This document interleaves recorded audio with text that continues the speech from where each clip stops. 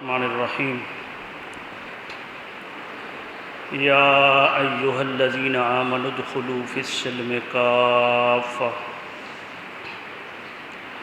ولا تتبعوا خطوات الشیطان انہ لکم عدو مبین صدق اللہ العظیم۔ رب اشرح لی صدری ویسر لی امری واحلل عقدۃ من لسانی یفقہوا قولی صلاۃ و سلاما علیک یا سیدی یا رسول اللہ۔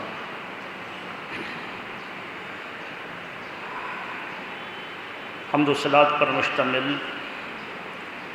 مختصر ترین خطبہ کے بعد نہایت واجب الاحترام معزز و محترم سامعین کرام، عزیزان گرامی قدر،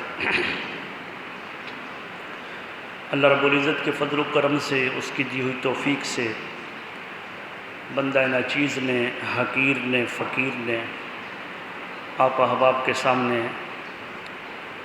اللہ رب العزت کی مقدس و مطہر کتاب میں سے مقدس آیہ کریمہ تلاوت کرنے کا شرف حاصل کیا ہے۔ دعا گو ہوں کہ اللہ رب العزت مجھ بندہ ناچیز کو حق اور سچ کہنے کی توفیق عطا فرمائے اور ہم تمام کو عمل کی توفیق عطا فرمائے۔ گزشتہ جمعۃ المبارک پر سفر المظفر کے حوالے سے گفتگو جاری کی تھی اور ہمارے عوام الناس کے اندر جو اس مقدس مہینے کے متعلق خرافات پائی جاتی ہے، ان کے متعلق ہماری گفتگو جاری تھی۔ آج میں نے آپ احباب کے سامنے جو آیت مقدسہ کو تلاوت کیا ہے، دوسرے پارے کی آیت کریمہ ہے، اور رب کائنات نے ارشاد فرمایا یا ایہا الذین آمنوا ادخلوا فی السلم کافۃ، اے ایمان والو اسلام میں پورے کے پورے داخل ہو جاؤ، اسلام میں مکمل داخل ہو جاؤ۔ ولا تتبعوا خطوات الشیطان، شیطان کے قدموں کی اتباع نہ کرو، شیطان کے پیچھے نہ چلو۔ کیوں؟ انہ لکم عدو مبین، بے شک وہ تمہارا کھلا دشمن ہے۔ ہمارے دین اسلام، دین محمدی، دین مصطفیٰ، اس کی جو عمارت ہے اس کے 4 اجزائے ترکیبی ہے، یعنی وہ 4 چیزیں ملیں تو پھر دین مصطفیٰ کی مکمل صورت نظر آتی ہے۔ وہ کون کون سے ہیں؟ سب سے پہلے جو ہے عقائد، عبادات، عقائد سب سے پہلے، اور اس کے بعد عبادات اور معاملات اور اخلاقیات۔ لیکن صورتحال یہ ہے کہ جب ہم اپنی اس پرفتن دور کے اندر جب ہم نظر دوڑاتے ہیں اور دیکھتے ہیں جس معاشرے کے اندر ہم نے جنم لیا ہے اور یہ پرفتن دور ہے، تو ان تمام چیزوں میں سے کچھ کو ہم نے اپنایا اور کچھ کو ہم نے چھوڑ دیا۔ ہم اپنے گھر کے اندر سے لے کر اپنی گھریلو زندگی سے لے کر ہم اسمبلی ہال تک جہاں کہیں بھی ہم نظر دوڑاتے ہیں تو ہمیں مکمل پورا دین نظر نہیں آتا۔ کسی نے دین کا کچھ حصہ اٹھا لیا، کسی نے دین کا کچھ حصہ اٹھا لیا، کوئی دین کے کسی ایک ٹکڑے پر عمل کرتا ہے تو دوسرے پر عمل نہیں کرتا، اور اسی وجہ سے کیونکہ منافقت کی بھی دو علامتیں ہوتی ہیں۔ ایک منافقت ہوتی ہے اعتقادی، اعتقاد کے اندر منافقت، جیسے اصلی منافق ہوتے ہیں ان کے اندر اعتقاد میں منافقت ہوتی ہے، اور ایک ہوتی ہے عملی منافقت، یعنی اعتقاد میں تو منافقت نہیں، اللہ اس کے رسول کو مانتے ہیں اور ان کے احکامات کو بھی مانتے ہیں، دل و جان سے مانتے ہیں، لیکن عمل سے عاری ہیں، تو لہذا یہ بھی منافقت ہے۔ تو اللہ تبارک و تعالیٰ نے اس کے پیارے حبیب صلی اللہ علیہ وآلہ وسلم نے، یعنی دین اسلام جو اللہ تبارک و تعالیٰ کا پسندیدہ دین ہے، اور اللہ تبارک و تعالیٰ نے یہ پسندیدہ دین اپنے پیارے حبیب صلی اللہ علیہ وسلم کو عطا کیا، تو اس میں منافقت اعتقادی اور عملی دونوں سے منع کیا گیا ہے۔ ہم جب دیکھتے ہیں اس دور کے اندر، تو ہم اس پرفتن دور کے اندر ہمارے معاملات اس قدر بگڑ گئے کہ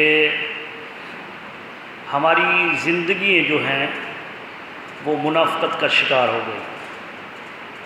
اعتقادی منافقت تو نہیں، لیکن عملی منافقت، عمل سے جو ہے جو منافقت کی علامتیں ہوتی ہیں وہ ہمارے اندر نظر آتی ہیں، جس کو دور کرنا اشد ضروری ہے۔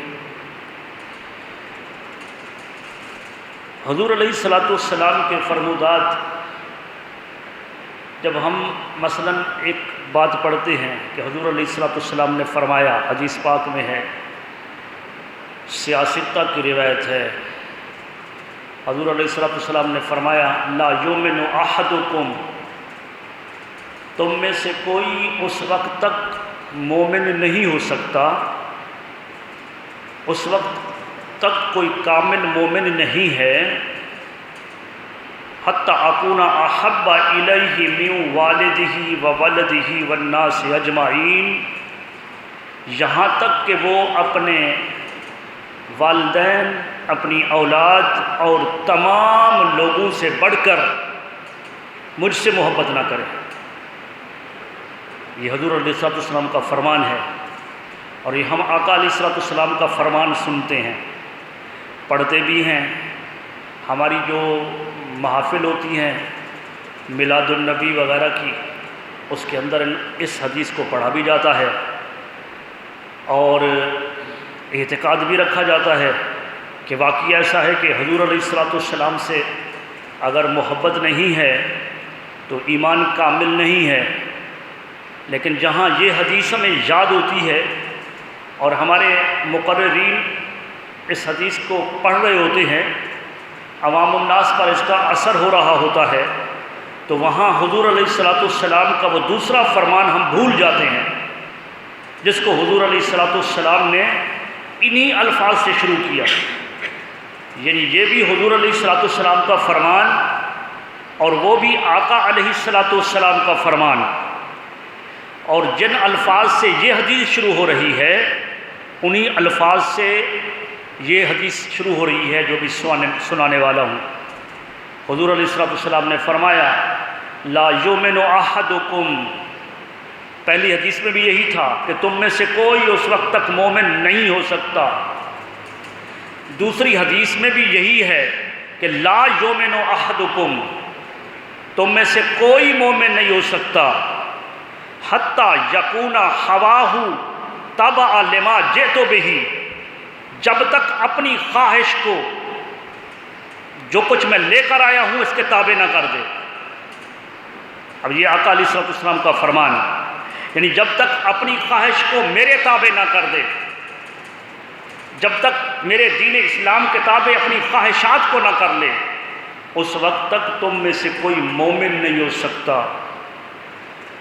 یعنی کیا مقصد ہے کہ جب تک اپنے گھر کے ماحول کو میرے لائے ہوئے دین اسلام کے تابع نہ کرے، جب تک اپنی گھر کے مستورات کے لباس کو میرے لائے ہوئے دین کے تابع نہ کرے، جب تک اپنے بچوں کی تعلیم کو میرے لائے ہوئے دین کے تابع نہ کرے، جب تک عدالت کے قوانین کو میرے لائے ہوئے دین کے تابع نہ کرے،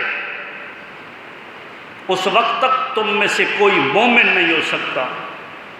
اب ہم دیکھیں کہ آج ہماری تعلیمات کہاں گئیں، آج ہمارے گھر کا ماحول کیا ہوا، آج ہمارے قانون کہاں گئے۔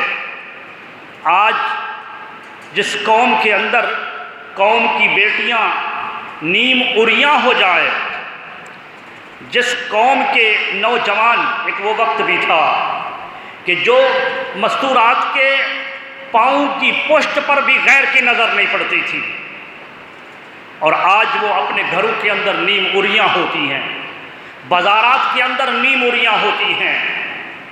وہ قوم جس کے نوجوانوں کے جیب کے اندر سورہ یاسین، سورہ ملک، قرآن مجید کی صورتیں ہوا کرتی تھیں، آج اس پرفتن دور کے اندر ان کے جیبوں کے اندر تاش کے پتے اور عریاں، عورتوں کی تصاویر اور موبائل، ٹچ موبائل کے حوالے سے غیر محرم کی تصویریں ہوتی ہیں۔ وہ قوم کہ جس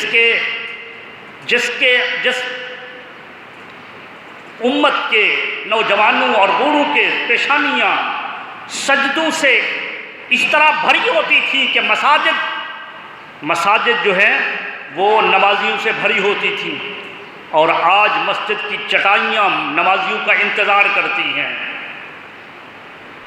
وہ قوم کہ جس کے عمل سے اللہ تبارک و تعالیٰ راضی ہوتا تھا، ہماری پیشانیاں، ہمارا دل اس عمل سے عاری ہو گیا۔ جس قوم کے تاجر بددیانت ہو گئے، انہوں نے اپنے مال کے اندر غلط ناپ تول تو اپنی جگہ پر، دوسرے طریقے سے بھی غبن کرنا اپنا وتیرہ طریقہ بنا لیا ہو، اور جس قوم کے حکمران صرف اپنا ایمان، اپنی سیاست، صرف پیسہ کو جمع کرنا مقصود سمجھتے ہوں، تو وہ قوم کب ترقی کر سکتی ہے؟ تو اس وجہ سے اللہ تبارک و تعالیٰ کے پیارے حبیب صلی اللہ علیہ وآلہ وسلم نے فرمایا کہ اس وقت تک تم میں سے کوئی مومن نہیں ہو سکتا جب تک وہ اپنی خواہشات کو میرے لائے ہوئے دین کے تابع نہ کر دے۔ یہ دو رنگی نہیں چلتی ہے۔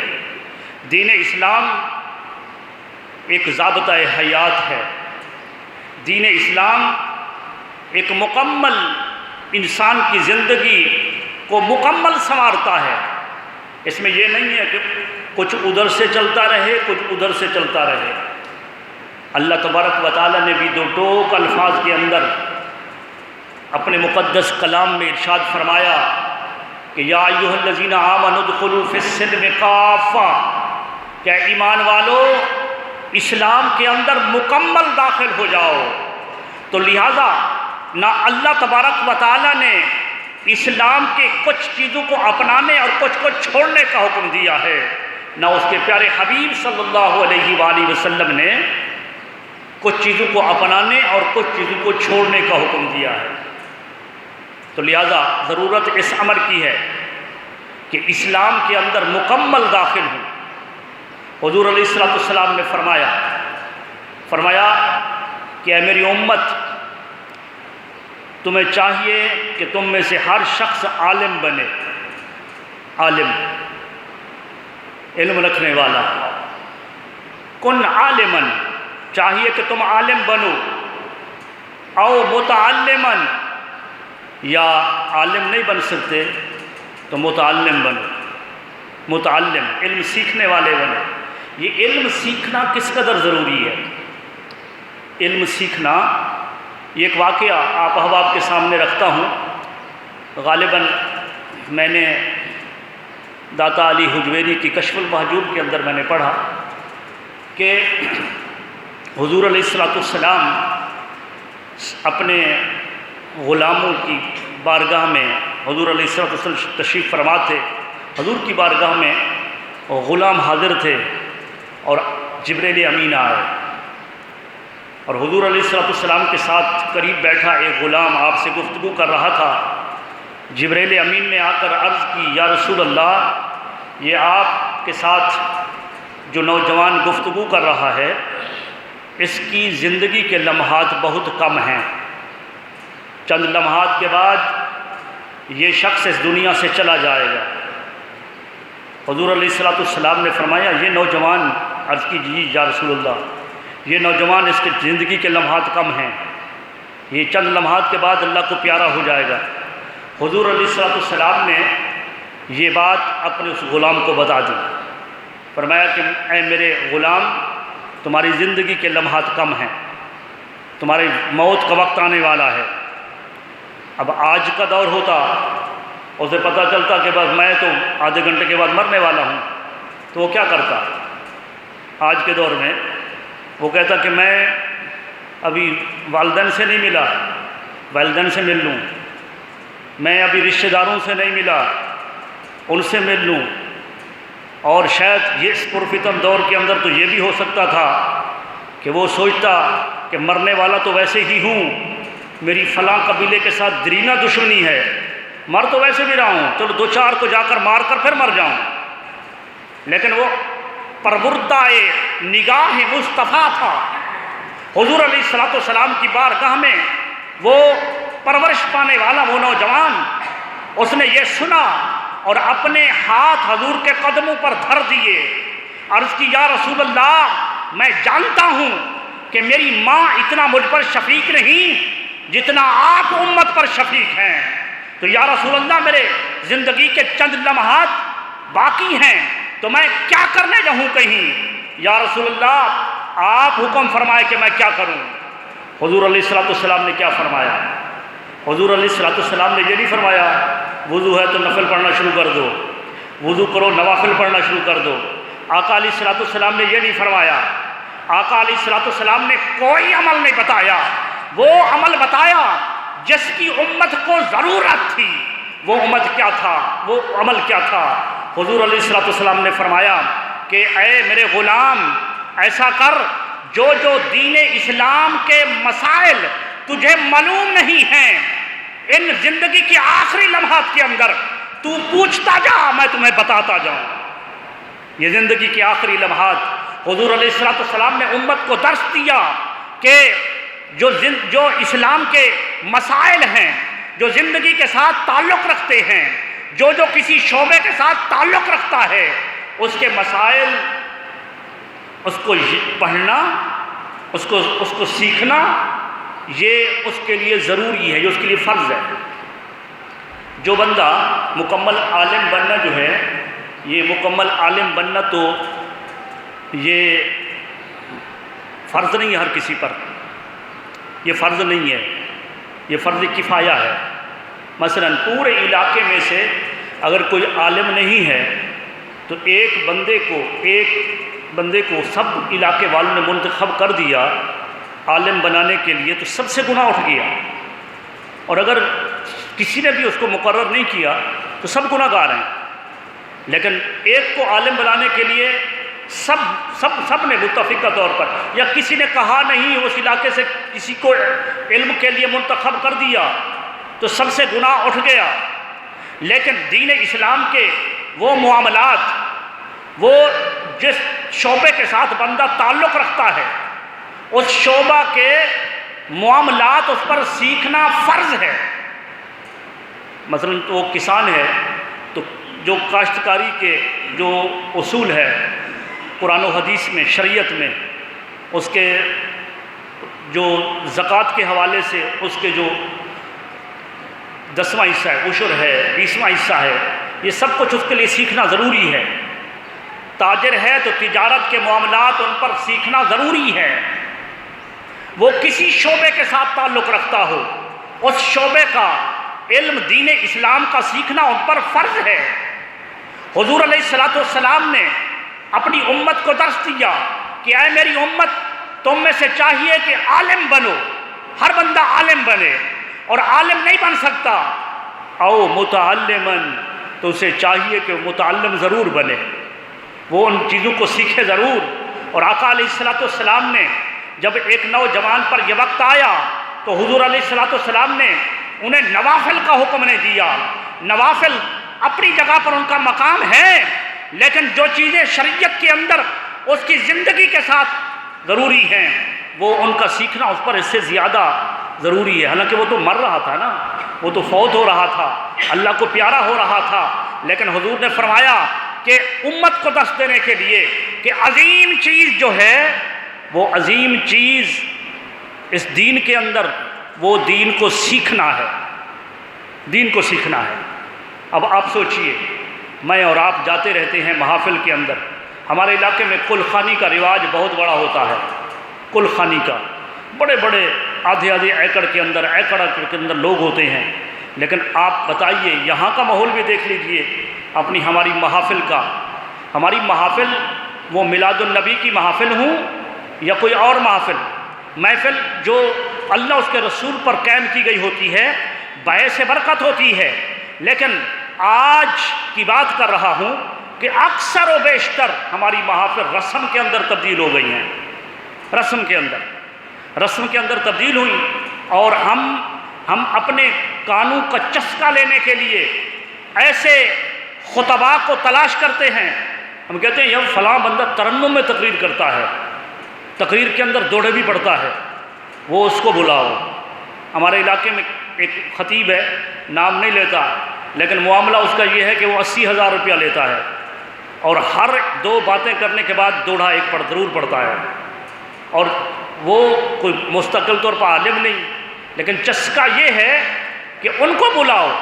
اب اتنا علاقے کے اندر جہاں بھی فوت کی ہوئی، وہاں چاہے وہ بندہ جتنا غریب ہے، اس کو گھر کی زمین بیچنا پڑے، اپنے علاقے کی بات کر رہا ہوں، ہر جگہ کا اپنا وہ ہوتا ہے، اس کو زمین بیچنا پڑے، والد کی کل خوانی کرے گا، وہ اس پر لاکھوں روپے خرچ کرے گا، اور کہیں گے فلاں عالم کو بلاؤ، وہ ایسا عالم بلائیں گے کہ واقعات قصائص سنائے گا۔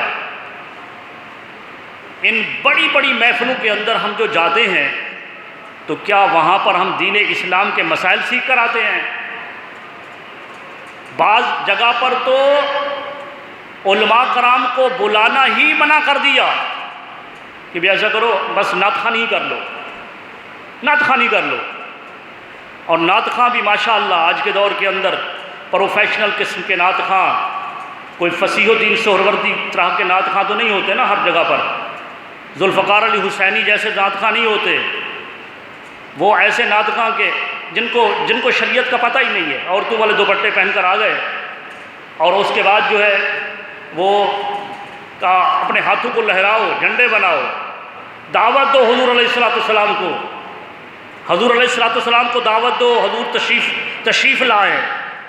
ارے حضور علیہ السلام جس گھر کے اندر جو محافل کرانے والے ہیں، جنہوں نے اپنے گھر کے اندر شریعت کا نفاذ نہیں کیا، ان کے گھر کے اندر ان کے اپنے بیٹیاں بوہیں نیموریاں بازاروں میں گھومتی رہتی ہیں، اس گھر کے اندر حضور کو دعوت دے رہے ہو۔ اللہ تبارک و تعالیٰ کے پیارے حبیب صلی اللہ علیہ وآلہ وسلم، اللہ تبارک و تعالیٰ نے انہیں عظمت عطا کی ہے، اگر ان کے ساتھ تعلق جوڑنا ہے تو حقیقی عاشقوں کی طرح جوڑو، حقیقی عاشقوں کی طرح، پھر اپنے دل کو تیار کرو، پھر کہنے کی ضرورت نہیں حضور علیہ السلام یہ پردہ تو ہمارے لیے ہے۔ یہ مجھے شعر نہیں آ رہا، فارسی کا شعر ہے، میں کل پڑھ رہا تھا اس کو، اس کا ترجمہ یہ ہے، حافظ شیراز کا شعر ہے کہ یہ دوریاں یہ حضور علیہ السلام کے لیے نہیں، یہ بوجھ حضور کی ذات کے لیے نہیں، یہ آڑ حضور کے لیے نہیں، یہ پردے ہمارے لیے ہیں کہ ہم اس دنیا کے گورکھ دھندو کے اندر اس قدر پھنس گئے اور اس قدر اپنے آپ کو ہم نے غرق کر دیا دنیا کے اندر کہ ہمارے اوپر پردے آ گئے۔ اگر وہ پردے ہٹ جائیں تو آقا علیہ الصلوۃ والسلام تو سامنے موجود ہے، حضور علیہ الصلوۃ والسلام تو سامنے موجود ہیں، آقا صلی اللہ علیہ وآلہ وسلم کے سچے غلام بن جائے۔ وہ کئی سال پہلے مرحوم ذوالفقار حسینی کے ساتھ میرا یہاں سے جانا ہوا لاڑکانہ اسٹیڈیم میں ایک جلسہ تھا، اور رات کے وقت جو سید غلام حسین شاہ کمبر والے ہیں ان کی زیر صدارت تھا، تو سٹیج پر میرے بائیں طرف محمد پناہ ٹوٹانی بیٹھے تھے، محمد پناہ ٹوٹانی، اور میں نے ان کا اخبار میں پڑھا تھا، اخبار کے اندر، اور سنا بھی تھا علماء کرام کی زبانی، لیکن اس کو میں نے دیکھا نہیں تھا۔ وہ کوئی عالم نہیں تھا، وہ کیا تھا؟ وہ ایک ٹریکٹر ٹرالی چلانے والا انسان، محمد پناہ ٹوٹانی۔ اب وہ اتفاق ایسا ہوا کہ وہ سٹیج پر میرے بائیں طرف بیٹھا، اور اس وقت ہی تھوڑا سا جب وقفہ ہوا تو میں نے ان سے پوچھ لیا، تو میں نے کہا کہ آپ کو آگ کے اندر اتنا دیر آپ ٹھہرے رہے تو آپ کو آگ نے کچھ نہیں کہا تھا؟ ہم نے اخباروں میں پڑھا، آپ کو دیکھا نہیں تھا۔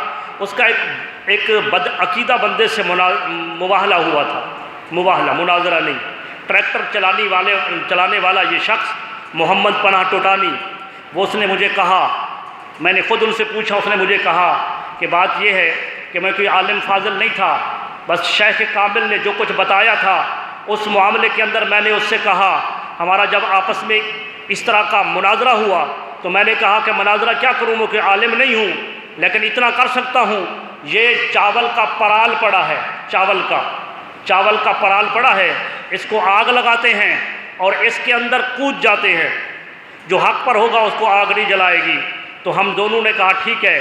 پھر اس کے بعد لوگوں کو جمع کیا گیا، وہاں کے گورنمنٹ کے لوگ وہاں پر آئے، یہ سب کچھ اخبار میں آیا، ہمارے پاس میرے پاس تھی کٹنگ اس کی اخبار کی، تو پنجاب میں ایک ساتھی لے گیا، ابھی بھی کسی کے پاس موجود ہوگی، مسجدوں کے اندر، کھارادر کے اندر مسجدوں میں لگی ہوئی تھی پہلے۔ تو عزیزان گرامی کا عشق کی بات کر رہا ہوں کہ عشق کے پردے، عشق کا جو ہم نے صرف زبانی دعویٰ ہے وہ مجھ جیسے انسان پر ہے، اور اگر حقیقی عشق طاری ہو جائے تو معاملہ یہ ہوتا ہے۔ تو اس نے کہا، محمد پناہ ٹوٹانی نے، کہ جب اس طرح کا معاملہ ہوا تو لوگ بھی جمع ہو گئے، ہم نے ایک دوسرے کا ہاتھ پکڑا اور اس آگ کے اندر چلے گئے۔ میرے شیخ کامل نے مجھے آواز دی، شیخ کامل وہاں موجود نہیں تھا، انہوں نے آواز دی کہ جے ہاتھوں میں جو ہاتھ پکڑا ہے اس ہاتھوں کی لاج رکھی جا رہی ہے، ان کو چھوڑ اور تماشا دیکھ۔ ہاتھ کو چھوڑا تو اس شخص کو آگ کی حرارت نے، آگ نے لپٹ میں لیا، وہ باہر بھاگ گیا اور میں آگ میں کھڑا رہا۔ تو میں نے کہا کہ آپ کو آگ نے کچھ نہیں کہا؟ اس نے کہا آگ تو سبزے میں تبدیل ہو گئی تھی، آگ تو ٹھنڈی ہو گئی تھی، اور پھر اس کے بعد صرف سبزے میں تبدیل نہیں ہوئی، پھر وہ سبزہ گنبد مصطفیٰ میں تبدیل ہوا، کھڑا آگ میں تھا اور وہیں دیکھ رہا تھا مسجد نبوی کے گنبد خضرا کو، آقا علیہ الصلوۃ والسلام کے روضہ کو، اور پھر وہی وقت آیا کہ وہ گنبد خضرا بھی ہٹ گیا، میں نے براہ راست امام الانبیاء صلی اللہ علیہ وسلم کی زیارت کی۔ تو عزیزان گرامی قدر، میں کہتا ہوں عشق ہو تو ایسا ہو، عشق ہو تو ایسا ہو، یہ دو رخی نہیں چلتی کہ ادھر محفل میلاد منعقد کی جائے اور ادھر اپنے اوپر بھی دین مصطفیٰ کو پورا نہ کیا جائے، گھر کا ماحول بھی عجیب رہے، معاملات بھی عجیب رہے، اپنے اخلاقیات کے حوالے سے بھی گرے رہے، یہ سب کچھ ہو، صرف زبان پر دعویٰ ہو، تو یہ میں سمجھتا ہوں کہ یہ حضور علیہ الصلوۃ والسلام کی بے ادبی ہے۔ اگر حضور علیہ الصلوۃ والسلام کا عشق ہو تو امام غزالی جیسا ہو۔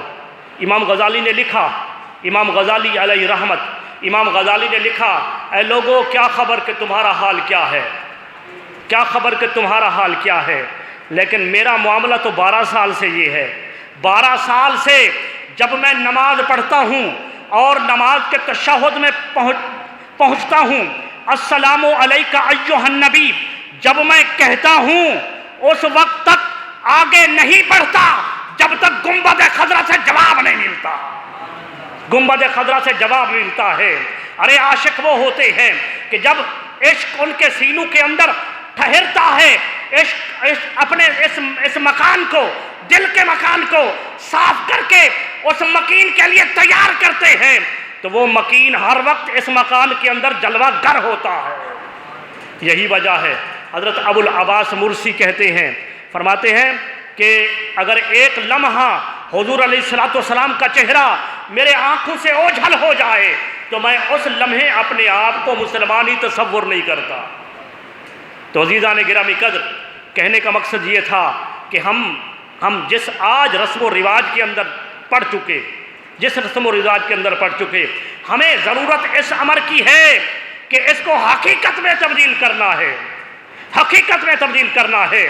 صرف یہی دعویٰ نہیں کہ حضور نے فرما دیا لا یؤمن احدکم حتی اکون احب الیہ من والدہ وولدہ والناس اجمعین، اے لوگو اس وقت تک تم مومن نہیں ہو سکتے جب تک تم اپنے والدین، اپنی اولاد سے بڑھ کر، تمام لوگوں سے بڑھ کر مجھے محبوب نہ جانو، سب سے زیادہ عشق میرے ساتھ نہ کرو۔ ارے حضور علیہ السلام کا یہ فرمان صرف زبان تک جاری نہ رہے، یہ سن کر پھر صرف یہی کہہ دیا کہ ہم جیسا عاشق رسول کوئی نہیں ہے، سال کے بعد محفل میلاد بنا لی، ہم جیسا عاشق رسول کوئی نہیں ہے۔ ارے حضور کا عشق یہ بھی ہو اور حضور کا وہ فرمان بھی یاد ہو جس میں حضور علیہ السلام نے فرمایا لا یؤمن احدکم، تم میں سے کوئی اس وقت تک مومن نہیں ہو سکتا، کب تک؟ فرمایا کہ اس وقت تک حتی یکونا ہواہ لما جئت بہ، جب تک اپنی خواہشات کو میرے تابع نہ کر دے، میرے لائے ہوئے دین کے تابع نہ کر دے، جب تک اپنے معاملات کو، خواہشات کو، اپنی تمناؤں کو میرے لائے ہوئے دین کے تابع نہ کر دے، اس وقت تک تم میں سے کوئی کامل مومن نہیں ہو سکتا۔ اب ٹھنڈے دل سے سوچئے کہ ہم نے ایک حدیث کو پکڑا نا، دوسری کو چھوڑ دیا، یہ حضور صلی اللہ علیہ وسلم کا وہ فرمان ہے اور اس کو ہم نے پکڑا نہیں۔ اگر ہم صحیح طریقے سے اس پر عمل پیرا ہوتے، میں کہا کرتا ہوں کسی کو یہ بات شاخ گزرے یا ہلکی گزرے، میں جہاں کہیں بھی ہوتا ہوں بات کرتا ہوں، عشق رسول کا ہم دعویٰ کرتے ہیں، وہ عشق رسول جو مومن کی ایک متاع ہے، وہ عشق رسول جو مومن کے لیے نجات ہے، لیکن میں عشق رسول اس کی بات کر رہا ہوں کہ جو مجھ جیسا بندہ دعویٰ کرتا ہے۔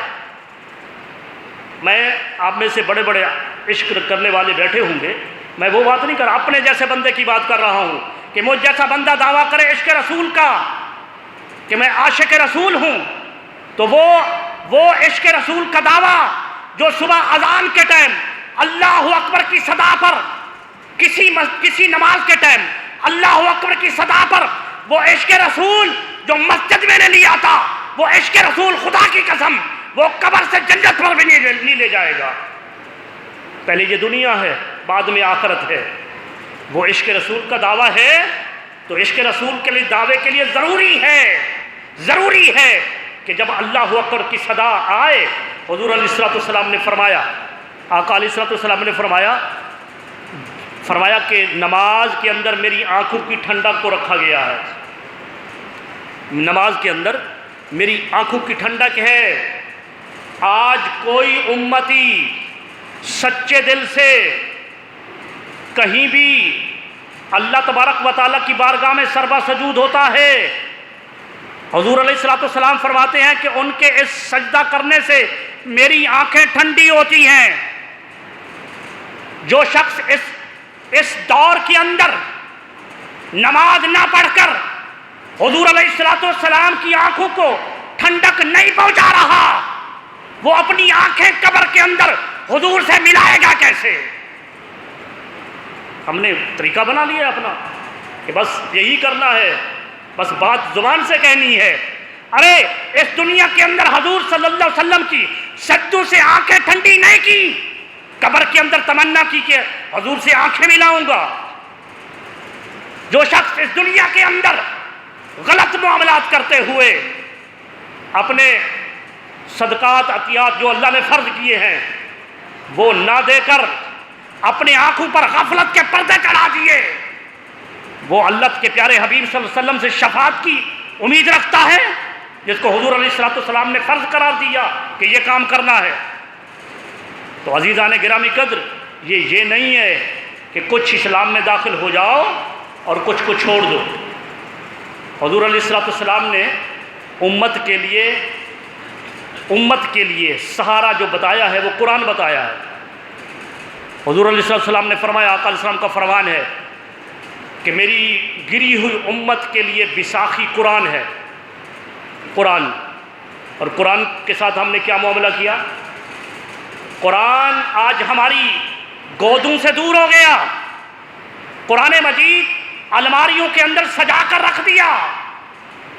علامہ اقبال کے پاس ایک شخص آیا ملنے کے لیے، اور اتفاق سے ایسا جہاں علامہ اقبال سوتے تھے وہیں پر وہ پہنچ گیا، وہیں پر بیٹھا، اور اس نے دیکھا کہ قرآن مجید وہ جو ساتھ میز رکھی ہے چارپائی کے قریب، تو قرآن مجید باقی کتابوں کے اوپر رکھا ہے اور غلاف نہیں چڑھایا ہے۔ وہ بندہ بڑا اس کو تعجب ہوا کہ علامہ اقبال قرآن کے ساتھ یہ معاملہ کر رہے ہیں کہ یہاں رکھ دیا بغیر غلاف کے۔ قرآن کی ایک امتیازی حیثیت ہے نا کہ اس وجہ سے ہم اس کو غلاف چڑھاتے ہیں کہ تاکہ پتہ چلے عام کتابوں سے یہ اس کا امتیاز ہے، فرق ہے۔ تو اس نے علامہ اقبال کو کہہ دیا، علامہ اقبال یہ کیا معاملہ ہے؟ یہ آپ نے قرآن کو ان کتابوں کے ساتھ رکھ دیا اور یہاں اپنی چارپائی کے قریب رکھ دیا۔ تو علامہ اقبال نے فرمایا کہ کیا کرتا؟ اس نے کہا اس کو غلاف چڑھا کر کہیں اوپر رکھتے۔ تو علامہ اقبال نے جو جواب دیا، فرمایا کہ میرے دوست، جو بندہ معذور ہو، جس ٹانگوں سے معذور ہو، ٹانگیں ٹوٹی ہوں اور وہ بساخیوں پر چلتا ہو، کبھی دیکھا ہے کہ ان کی بساخیاں ان سے دور رکھی ہوں؟ اس نے کہا نہیں۔ اس نے کہا وجہ کیا ہے؟ قریب کیوں رکھتا ہے؟ اس وجہ سے کہ وہ بساخیوں کے بغیر چل نہیں سکتا۔ فرمایا نادان دوست سن، یہ قرآن میری بساخی ہے، میرا اٹھنا پھرنا چلنا سونا سب کچھ قرآن کے سہارے ہے۔ جس طرح ایک معذور بساخیوں کے بغیر نہیں چل سکتا، اس طرح اقبال قرآن کے بغیر نہیں چل سکتا۔ میں اس کو سجا کر اوپر کیسے رکھ دوں؟ تو آج ہم نے قرآن کے ساتھ یہ معاملہ کیا، قرآن کے ساتھ جو اللہ تبارک و تعالیٰ نے امت مصطفیٰ کی بساخی سہارا قرار دیا۔ اللہ تبارک و تعالیٰ کے حبیب نے فرمایا یہ میری امت کے لیے بساخی ہے۔ آج ہم نے قرآن کو اپنے سے کہیں دور رکھ دیا، غلاف چڑھا کر، بڑے بہترین خوبصورت غلاف لے کر آتے ہیں، اس پر چڑھا کر رکھ دیتے ہیں، برکت ہوتی ہے۔ قرآن کو رکھا ہے ہم نے برکت کے لیے، قرآن کو رکھا ہے ہم نے قسمیں اٹھانے کے لیے، قسمیں اٹھانے کے لیے قرآن کو کہ بھئی اگر کسی کے کچھ پیسے چوری ووری ہو جائے تو پھر اس پر سب کو جمع کرو اور قسمیں اٹھاؤ۔ قرآن مجید قسم کے لیے آیا ہے، قسم کے لیے۔ اور یہ بات بڑے تعجب والی ہے کہ بھئی اکثر بیشتر مسجد کے جو کمیٹی ہوتی ہے، اکثر بیشتر دنیا دار لوگ ہوتے ہیں، علم سے جاہل ہوتے ہیں، اکثر بیشتر، اور زیادہ اس میں پڑھے لکھے لوگ بھی ہوتے ہیں۔ لیکن کہا یہ جاتا ہے کہ کمیٹیوں کے اندر جہلا ہوتے ہیں، غلطی کر لیں تو علمی جہالت ہے، دین شریعت کا علم نہیں۔ لیکن ابھی قریب کا معاملہ قریب ہوا جہاں صرف چند پیسوں کی خاطر اس قرآن مجید کے لیے 7 لوگوں کو قسم اٹھا کر قرآن اٹھا کر قسم کے لیے ہر بندے کے ہاتھ میں۔ اور معاملہ یہ ہے کہ وہاں صرف کمیٹی کے لوگ، کمیٹی کے تو ایک دو جہلا جو تھے لیکن اس میں 2 مسجد کے امام بھی تھے۔ اب مجھ جیسا محترم فدا حسین قریشی جیسا، ہم جیسے جو شعور بندہ ہوتا کوئی اس جیسا بندہ، تو کیا کہتے بھئی قرآن مجید کو قسم کے لیے ہم تیسرے بندے آئے ہیں، کسی کو قسم نہیں اٹھاؤ، ہم پیسے دیتے ہیں۔ قرآن مجید قسم کے لیے نہیں آیا، قرآن مجید ہماری زندگی کو سنوارنے کے لیے آیا ہے۔ یہ رسم چل پڑی ہے نا کہ بچیوں کو جو ہے نا قرآن کے سائے میں قرآن کے سائے کے اندر روانہ کرو۔ جب دلہن اپنے گھر کے دہلیز پر پہنچتی ہے تو قرآن کے سائے میں اس کو روانہ کرو۔ قرآن مجید اس وقت یاد آیا جب دلہن اپنے گھر کی دہلیز پر پہنچی۔ قرآن مجید اس وقت یاد کیوں نہیں آیا جب تک 8 دن پہلے مہندی کے نام پر خرافات ہوتی رہیں، کئی دن پہلے وہ عورتوں مردوں کا اخلاط ہو کر آپس میں گانے بجانے ڈھولکیاں بجاتی رہیں۔ قرآن مجید اس وقت یاد کیوں نہیں آیا؟ قرآن مجید صرف اس وقت یاد آیا جب دہلیز پر پہنچی۔ اور یہ معاملہ تو کسی سے عیاں نہیں، باتیں سخت ہیں، کڑوی ضرور لگتی ہیں، لیکن کہنا ضروری ہوتا ہے کہ یہ بات بھی دہلیز تک ضروری ہوتی ہے۔ قرآن کا سایہ بھی دہلیز پر۔ اگر یہ ہوتا کہ اب اس کے بعد قرآن کی جو سیرت ہے، قرآن مجید کا جو احکامات ہیں، اس کے بعد وہی لاگو ہو جائے تو تب بھی درست تھا۔ پچھلے گناہ تو اللہ معاف کرنے والا ہے، لیکن معاملہ یہ نہیں ہوتا۔ دہلیز پر جب دلہن کو قرآن کے سائے میں روانہ کیا جاتا ہے، پھر دلہن کو جب سجے ہوئے کمرے کے اندر بھیجا جاتا ہے تو دولہا اپنے دوستوں کے اندر ابھی مشغول ہوتا ہے۔ اپنی دولہا نے اپنی عزت کو نہیں دیکھا، لیکن غیر محرم اس سجے ہوئے کمرے کے اندر دلہن کے فوٹو لے رہے ہوتے ہیں۔ ارے قرآن اس وقت یاد کیوں نہیں آتا؟ نامحرم کے ساتھ ہار سنگار کرا کے سجا کر، جس کو اللہ تبارک و تعالیٰ نے، اس کے پیارے حبیب صلی اللہ علیہ وسلم نے قرآن مجید کے اندر عورتوں کے پردے کے متعلق اللہ نے کئی آیات کو نازل فرمایا۔ یہ قرآن ہمارا دہلیز تک کیوں رہا؟ اس کے بعد جو ہے معاملات کیا ہوتے ہیں؟ دولہا ابھی باہر ہے اور اس کے جو ہے فوٹو لیے جا رہے ہیں، اور کون لینے والے ہیں؟ محرم، اس کے غیر محرم کرائے پر لیے جاتے ہیں لوگ، وہ اس کے فوٹو لے رہے ہیں۔ تو عزیزان گرامی قدر، درد تو بہت تھا، بہت کچھ کہنے کو تھا، لیکن وقت ختم ہو گیا ہے۔ کہنے کا مقصد یہ ہے کہ حضور علیہ السلام کی امت جو اس وقت پستی میں گر چکی، ہم پستی میں گر چکے، اس کا ایک ہی حل ہے، وہ ہے قرآن مجید، فرقان حمید کا سہارا۔ قرآن مجید کے احکامات پر عمل کرنا ہوگا۔ آقا علیہ السلام کے ساتھ دو رخی نہیں بلکہ دل و جان کے ساتھ حضور علیہ السلام سے محبت کرنی ہوگی۔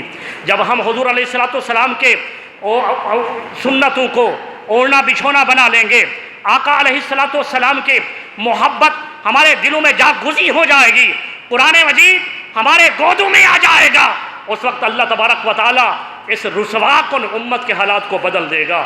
اللہ تبارک و تعالیٰ ہمارے حال دار پر رحم و کرم فرمائے۔ وما علینا الا البلاغ۔